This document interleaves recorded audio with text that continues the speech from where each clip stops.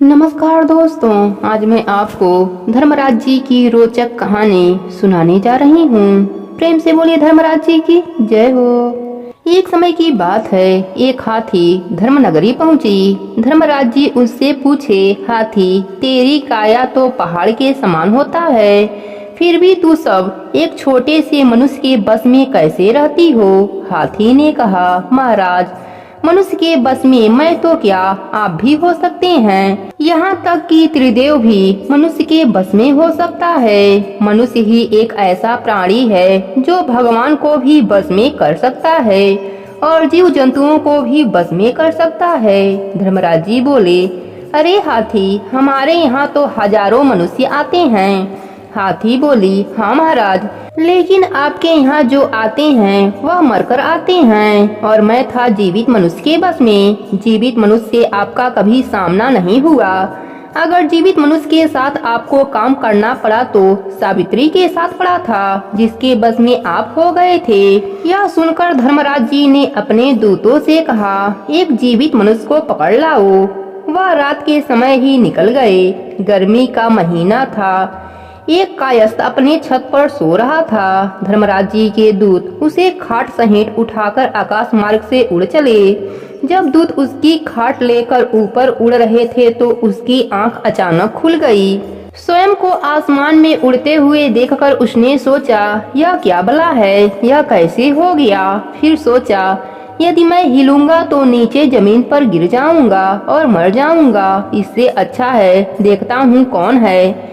कपड़ों से मुंह बाहर निकालकर देखा तो धर्मराज जी के दूत उसे अपने साथ ले जा रहे थे। कायस्थ ने सोचा, धर्मराज जी के दूत तो मरने के बाद अपने साथ मुझे ले जाते, लेकिन मुझे जिंदा ही क्यों लेकर जा रहे हैं। फिर सोचा, कहीं मैं सपना तो नहीं देख रहा हूँ। तुरंत उठा और कहा, नहीं नहीं, यह तो सच है। फिर सोचा, कहीं मेरा भ्रम तो नहीं है। नहीं नहीं, भ्रम भी नहीं है। बात सोले आने सच थी। कायस्थ ने दूत से कहा, अरे मुझे कहाँ ले जा रही हो? उन्होंने कहा, धर्मराज जी के पास। उसने तुरंत ही विचार किया और उसे याद आया कि रात के समय काम करते हुए कागज और कलम उसके पास ही रखे रह गए थे। उसने तुरंत अपने पास से कागज और पेन निकालकर उस पर एक धर्मराज जी के नाम की चिट्ठी लिख डाली। धर्मराज जी, मनुष्य की यथा योग्य आज्ञा सभी को मानना पड़ेगा। और नीचे श्री हरि लिख दिया और उसने अपने जेब में रख दिया। यमदूत उसी अवस्था में उसे लेकर स्वर्गलोक पहुंच गए। सभा में जाकर उसे नीचे उतार दिया। सुबह होने के बाद धर्मराज जी दरबार में आए। उन्हें देखकर कायस्थ ने चिट्ठी उनके हाथ में रख दी। देवयोग से जो श्री हरि लिखा हुआ था और श्री हरि के हस्ताक्षर आपस में मिल गए। कागज पढ़ते ही धर्मराज जी झट से खड़े हो गए और हाथ जोड़कर बोले, बैठिए महाराज। और उसे अपने स्थान पर बैठा दिया और उसके कहे अनुसार कार्य शुरू हो गया। अब सामने अपराधी आने लगे। चित्रगुप्त जी पास से ही बैठे थे। चित्रगुप्त जी ने धर्मराज जी से एक अपराधी के पूछा। कायस्थ पूछा, यह कौन है? चित्रगुप्त जी बोले, यह बनिया है। कायस्थ बोला, यह क्या करता था? चित्रगुप्त जी ने कहा, झूठ कपट चोरी और पाप ही किया करता था।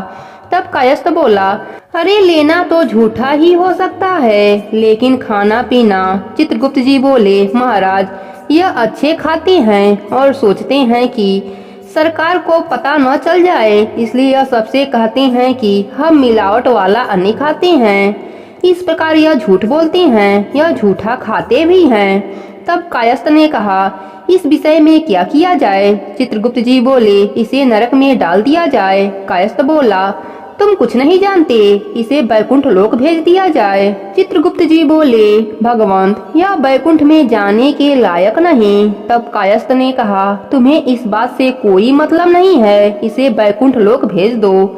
कुछ समय बाद ग्वालन आई। चित्रगुप्त जी ने बताया, यह दूध भेजती है, जिसकी वजह से बच्चों को बीमारियां हो रही हैं।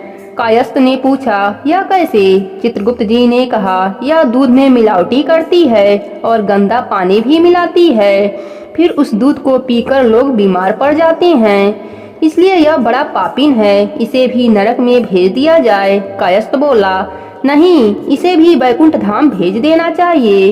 एक काम करो, जो भी व्यक्ति आए उसे बैकुंठ लोक भेज दो।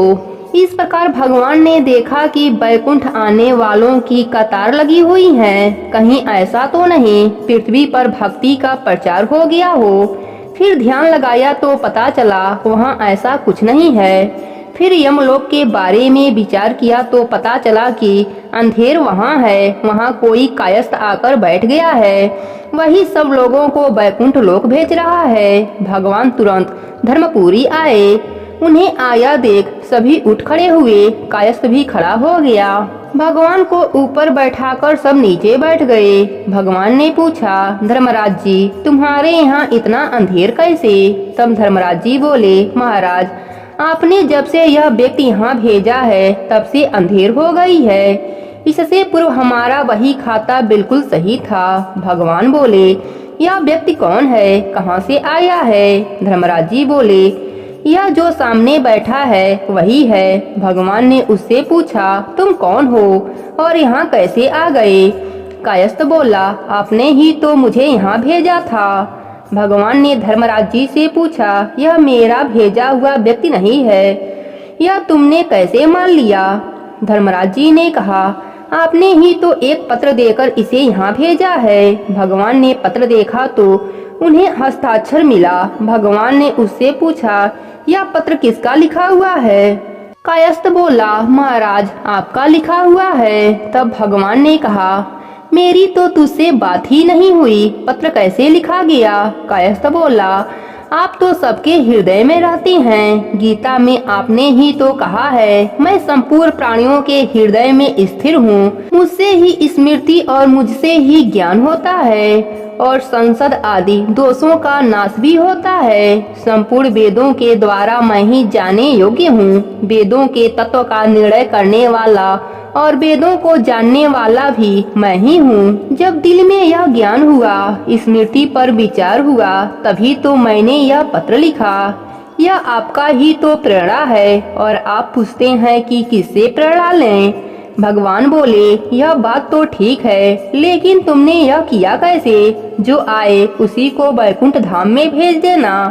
तुमने बड़ा अन्याय किया है। कायस्थ बोला, महाराज, यह बात तो मैंने पहले ही सोच ली थी कि यह कुर्सी मुझे सदा के लिए नहीं मिलने वाली, इसलिए जितना समय मिला है उतने में तो कुछ करना है, वही मैं कर रहा था। मैंने तो यह नियम बना लिया था कि मुझे किसी को नरक में नहीं भेजना, सभी को स्वर्ग या बैकुंठ में भेजना है। भगवान बोले, अनुचित करने वाले को भी तुमने बैकुंठ में भेज दिया, यह कैसा न्याय किया? कायस्थ बोला, महाराज, माना कि मैंने अन्याय किया है। मैंने यदि अनुचित किया हो तो उन्हें वापस भेज दीजिए, किंतु ध्यान दे, वापस भेजने पर आपको गीता के यह श्लोक मिटाने पड़ेंगे। भगवान ने कहा, क्यों? तब कायस्थ बोला, आपने ही तो कहा है, मेरे परम धाम की प्राप्ति होकर कोई भी वापस नहीं आता, क्योंकि मेरे परम धाम को परम गति कहा जाता है। यदि आपके परम धाम को जाकर वापस लौटे तो आपको गीता के इस श्लोक को मिटाना पड़ेगा। भगवान बोले, अरे यह तो बड़ा चालाक है। भगवान ने पूछा, तुम कौन हो? वह बोला, मैं कायस्थ हूँ। तब भगवान ने कहा, तभी तुम्हारी बुद्धि ऐसी है। तब भगवान ने धर्मराज जी से कहा, अब तक जो हुआ सो हुआ, अब हम चलते हैं, तुम अपना काम ठीक से करना। जैसे ही भगवान चलने को हुए तो कायस्थ भी उनके साथ चल पड़ा। भगवान ने उससे पूछा, तुम कहाँ जा रहे हो? कायस्थ बोला, जहाँ आप जा रहे हैं वहीं मैं भी जा रहा हूँ। भगवान ने कहा, क्यों? कायस्थ बोला, आप ही ने तो अर्जुन से कहा था, हे अर्जुन, ब्रह्मलोक तक सभी लोगों को पुनर्वृत्ति होती है, लेकिन मुझे प्राप्त होने पर पुनर्जन्म नहीं होता। भगवान, यदि ब्रह्मलोक तक पहुंचा हुआ व्यक्ति वापस लौटता है, यह तो धर्म नगरी है, यहाँ से तो वापस लौटना ही पड़ता है, लेकिन मैं तो अब आपको प्राप्त हो गया हूँ, वापस कैसे लौटूंगा? नहीं तो गीता के श्लोक में दोष आ जाएगा। तब भगवान धर्मराज जी से पूछा, या यहाँ तक कैसे आया। तब धर्मराज जी ने सारी बात बताई। तब भगवान के सामने दूतों को अपने पास बुलाकर उनसे पूछा, क्या तुम इसे यहाँ तक लेकर आए। दूत बोले, हाँ हम ही लेकर आए थे। तब भगवान बोले, तुमने बताया क्यों नहीं कि हम इसे यहाँ लाएं। तब उन दोनों ने कहा, महाराज हम क्या कहें, यह आदमी यहाँ आया और आकर पत्र दिखाया और धर्मराज जी ने इसे अपनी गद्दी दे दी। हम सब ने सोचा यह आपकी जान पहचान का ही आदमी है, तो फिर हम क्या कहते। तब हाथी ने कहा, मैंने कहा था मनुष्य के बस में मैं तो क्या, आप भी और भगवान भी हो सकते हैं। भगवान और धर्मराज जी दोनों ने कहा, ठीक है। इसके बाद भगवान कायस्थ को लेकर जाने लगे। कायस्थ बोला, हे प्रभु कृपया करके इस हाथी को भी अपने साथ ले चलिए। भगवान ने कहा, क्यों।